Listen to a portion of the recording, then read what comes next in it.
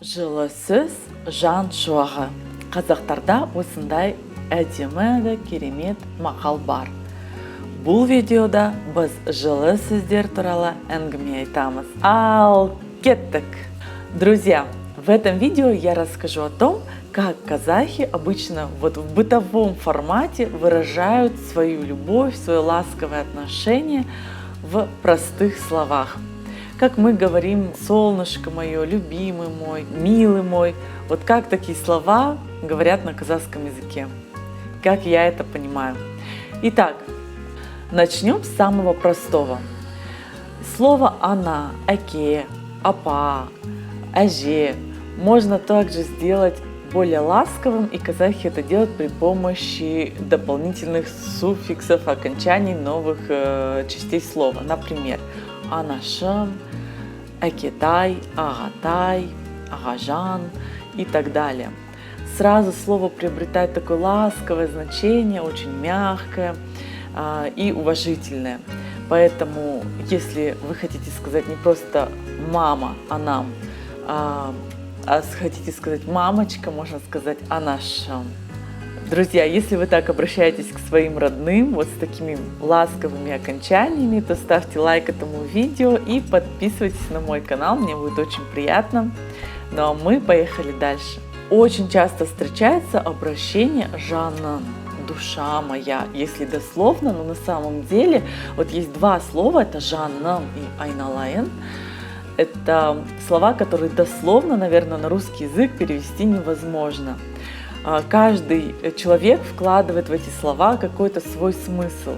Если я права, то напишите сейчас в комментариях, какой смысл вы вкладываете в слово «айналайын», «айналайын», потому что по-разному люди обращаются, когда хотят ласково к тебе обратиться, когда хотят тебя как-то о чем-то попросить. «Отрагой айналайын», например, может в очереди сказать вам какой-то взрослый человек, и также к вам может обратиться ваша мама или ваш любой близкий человек.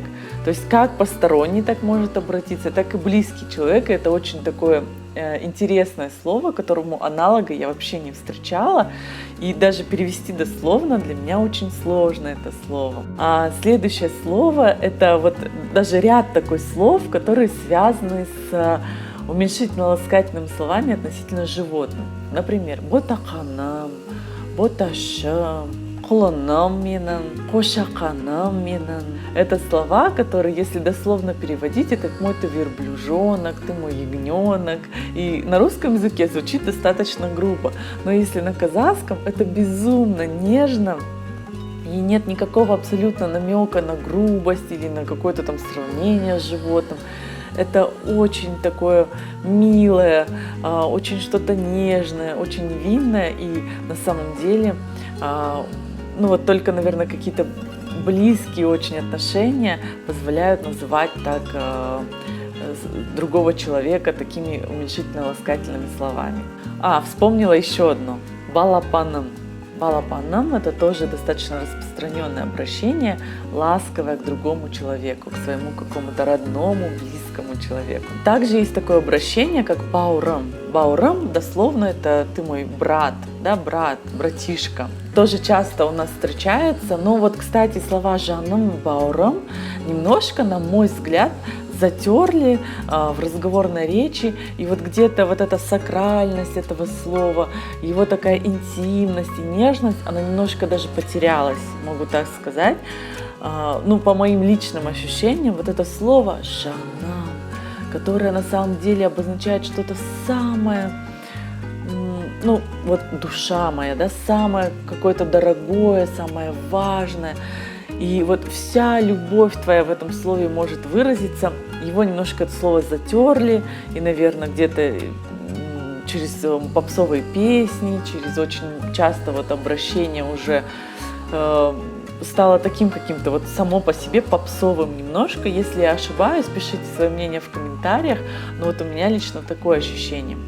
Есть еще выражения такие, как «кымбаттым», «алтыным», это «золотце мое», «дорогой мой».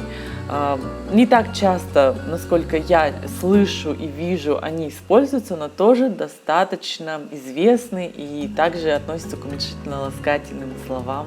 К любимому человеку можно обратиться жүрегім менің, сүйіктім менің, мое сердце дословно, если переводить, любимый мой.